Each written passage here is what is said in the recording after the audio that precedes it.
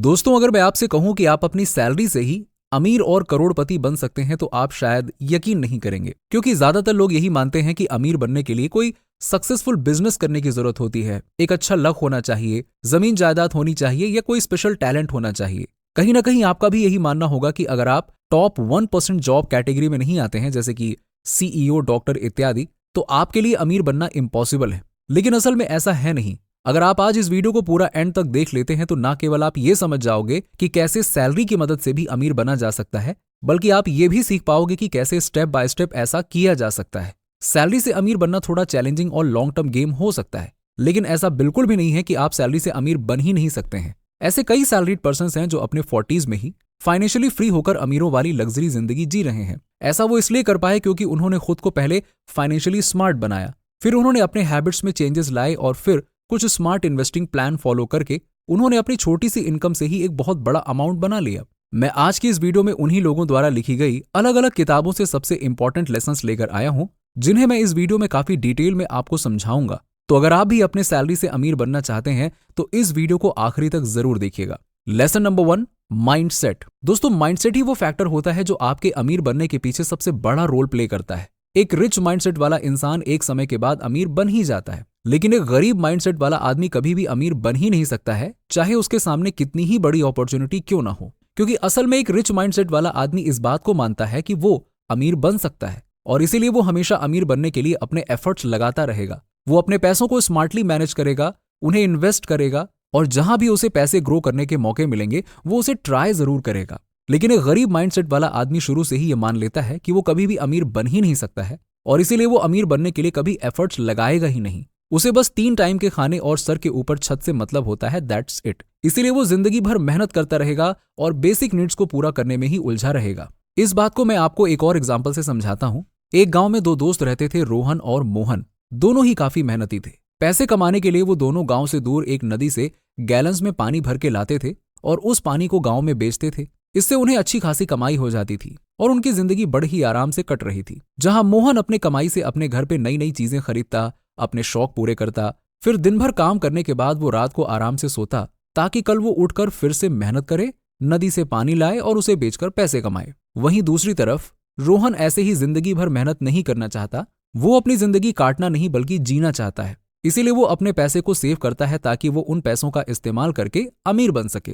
वो हमेशा अमीर बनने के बारे में और फाइनेंशियली फ्री होने के लिए आइडियाज ढूंढता रहता था। बहुत जल्द वो काफी पैसे सेव कर लेता है और उन पैसों से वो नदी से लेकर गांव तक एक पाइप बिछाता है और फिर मोटर लगाकर वो नदी से पानी खींचकर सीधा गांव में ले आता है। और जो भी रोहन को पैसे देता उनके घर पे एक नल कनेक्शन दे देता था। इस तरीके से रोहन ने आखिर अपने पैसे कमाने के तरीके को ऑटोमेट कर दिया और अब वो घर पर बैठकर ही पैसिव इनकम करके अमीर बन चुका है। तो कुल मिलाकर इस स्टोरी में आपने देखा कि कैसे एक रिच माइंडसेट एक इंसान को अमीर बनने के लिए पुश करती है और एक पुअर माइंडसेट इंसान को गरीब रखती है।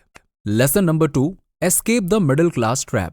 मान लीजिए कि कोई साजिद नाम का आदमी है जो महीने के 40,000 रुपए कमाता है। उसकी लाइफस्टाइल एक आम मिडिल क्लास व्यक्ति की जैसी ही है। अब जैसा कि मिडिल क्लास वालों की ये आदत होती है कि वो अपना पैसा अमीर बनने में नहीं बल्कि अमीर दिखने में लगाते हैं, तो यहां साजिद भी अमीर दिखने के चक्कर में अपना 40% इनकम बेसिक नीड्स में खर्च करता है और बाकी का 60% इनकम वांट्स एंड डिजायर्स में, यानी कि जिससे वो अमीर दिख सके, जैसे कि एक्सपेंसिव क्लॉथिंग्स, हर हफ्ते मूवीज देखने जाना, ओवर प्राइज्ड कैफे और रेस्टोरेंट में खाना खाना, लग्जरी चीजें खरीदना एटसेट्रा। अब अगर अपने शौक को पूरा करने के लिए साजिद के पास पैसे कम पड़ते हैं तो वो loans, EMI and credit cards का सहारा लेता है, वो भी बिना इस बात की चिंता किए कि भविष्य में उसकी लाइफ फाइनेंशियल स्ट्रगल से भरी रहने वाली है। बाद में होता भी कुछ ऐसा ही है। फ्यूचर में साजिद कुछ ऐसे ही ट्रैप में फंस जाता है जहां वो पैसे कमाता है, अपने बेसिक नीड्स को पूरा करता है, लोन्स, EMI, क्रेडिट कार्ड्स का बिल चुकाता है और इतने में ही उसके सारे पैसे खत्म हो जाते हैं। फिर वो अगले महीने के सैलरी का वेट करता है ताकि अगले महीने भी वो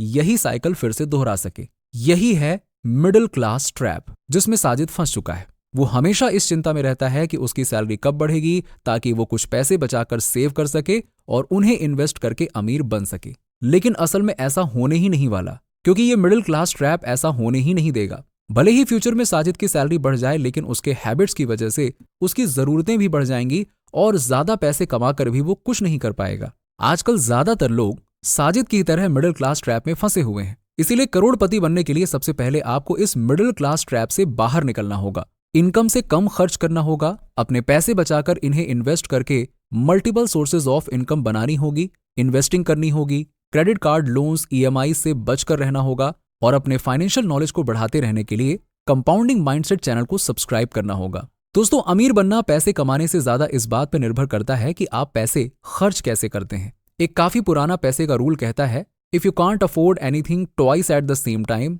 यू कांट अफोर्ड इट। यानी कि अगर आप किसी चीज को एक ही टाइम में 2 बार नहीं खरीद सकते हैं तो आपको उसे खरीदना ही नहीं चाहिए। अगर आपको अपने सैलरी के ही पैसों से अमीर बनना है तो आपको वो चीजें खरीदना बंद करना होगा जिसे आप अफोर्ड नहीं कर सकते। एग्जाम्पल के लिए, अगर आपकी सैलरी 40,000 रुपए है और आपके अकाउंट में अभी केवल 1 लाख रुपए हैं और आपको 5 लाख रुपए की कार खरीदनी है तो अपने सेविंग के हिसाब से अभी आप इस कार को अफोर्ड नहीं कर सकते हैं। आप इस कार को अफोर्ड तभी कर सकते थे जब आपके अकाउंट में 10 लाख रुपए होते। यानी कि अगर आप किसी भी चीज को एक ही समय में 2 बार खरीद सकते हो तो उसे आप अफोर्ड कर सकते हो, और अगर आप किसी भी चीज को एक ही टाइम में 2 बार नहीं खरीद सकते तो आप उसे अफोर्ड नहीं कर सकते। लेकिन इसका यह मतलब बिल्कुल भी नहीं है कि आपको अपने लग्जरी आइटम्स को खरीदने की इच्छा को सैक्रिफाइस करना है। आप अपनी सैलरी से ही बिना किसी टेंशन के अपने लग्जरी के शौक को कैसे पूरा कर सकते हैं, इसके बारे में इसी वीडियो में हम आगे बात करेंगे।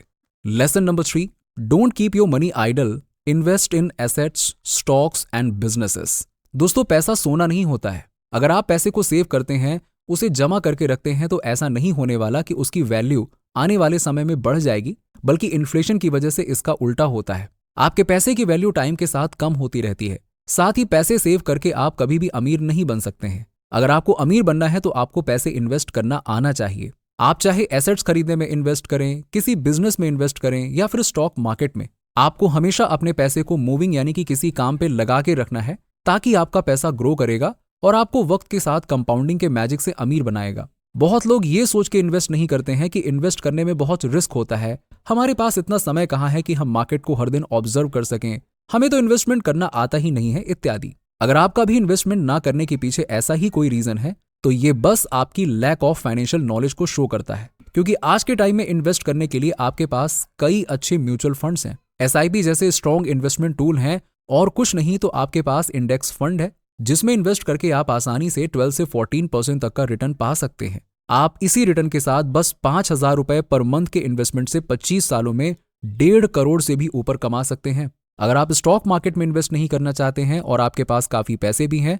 तो आप रियल एस्टेट खरीद सकते हैं, कोई साइड बिजनेस स्टार्ट करवा सकते हैं या किसी और तरीके से अपने पैसे को इन्वेस्ट कर सकते हैं ताकि वो टाइम के साथ ग्रो होते रहें। इन्वेस्ट ना करना आज के समय में सबसे बड़ी फाइनेंशियल मिस्टेक हो सकती है। आपको अपने रिस्क टॉलरेंस के बेसिस पे अपने रिसर्च के आधार पे जल्द से जल्द इन्वेस्ट करना स्टार्ट कर देना चाहिए, क्योंकि मैंने आपको अपने कई वीडियोस में पहले ही काफी बार बताया है कि कंपाउंडिंग का पावर आपको देखना है तो आपको जल्द से जल्द इन्वेस्टमेंट शुरू कर देनी चाहिए। Lesson number 4, 50-30-20 rule. अब चौथा रूल है जो आपको आपकी सैलरी से अमीर बना सकता है, वो है 50-30-20 रूल। इस रूल के बारे में डिटेल में डिस्कस करने से पहले मैं आपको एक बात क्लियर कर देता हूं कि इस रूल को फॉलो करके आप अपने सैलरी के ही बेसिस पर अमीर तो बन जाएंगे, पर इसके लिए आप में ये 4 चीजें पहले से ही होनी चाहिए: discipline, patience, smart money management और नॉलेज अबाउट इन्वेस्टिंग। तो 50-30-20 मनी मैनेजमेंट स्ट्रैटेजी का पहला स्टेप ये है कि आपको अपना 50% इनकम को अपने बेसिक नीड्स पे खर्च करना है, जैसे कि फूड, ट्रांसपोर्टेशन, क्लॉथ्स, बिल्स, बच्चों की स्कूल फीस इत्यादि। 30% हिस्से से अपने वांट्स को पूरा करना है, जैसे कि घूमने जाना, फोन या लैपटॉप खरीदना, एंजॉय करना इत्यादि। आपको अपने बचे हुए 20% सैलरी का हिस्सा सेविंग्स एंड इन्वेस्टमेंट में डालना है, जैसे कि savings for retirement, emergency fund, kids education, अपने बच्चों की फ्यूचर में शादी इत्यादि। इस रूल को फॉलो करके आप अपने दिमाग में ये चीज क्लियर कर लेंगे कि आपको किन चीजों पे कितना पैसा खर्च करना है, और साथ ही आप इन्वेस्टमेंट के लिए भी अलग से फंड निकाल लेंगे। ये रूल आपको फाइनेंसेस मैनेज करने में और रेगुलर इन्वेस्टमेंट करने में मदद करता है। एक जरूरी बात यह है कि ये रूल कोई फिक्स रूल नहीं है। इस रूल को फॉलो करते करते जब आपकी सैलरी और एक्सपीरियंस दोनों बढ़ जाती है, जैसे कि मान लीजिए कि आपकी सैलरी 50,000 से बढ़कर 1 लाख रुपए हो जाती है, तो आपको इस रूल में थोड़ा सा चेंजेस कर देना चाहिए। यानी कि आप 40% for basic needs, 20% for wants and 40% for savings and investment कर सकते हैं। अब 50-30-20 रूल हो जाएगा 40-20-40 रूल। तो उम्मीद है कि आपको इस वीडियो से काफी कुछ सीखने को मिला होगा। अगर आपको अभी भी कुछ संदेह है तो आप कमेंट में पूछ सकते हैं। वीडियो पसंद आया हो तो लाइक करें, अपने दोस्तों और रिश्तेदारों के साथ भी शेयर करें और हमें अपना सपोर्ट दिखाने के लिए कंपाउंडिंग माइंडसेट को सब्सक्राइब कर बेल आइकन को जरूर दबाएं। चलिए मिलते हैं आपसे अगले वीडियो में। यहां तक रुकने के लिए आपका सच्चे मन से बहुत बहुत धन्यवाद। जय हिंद।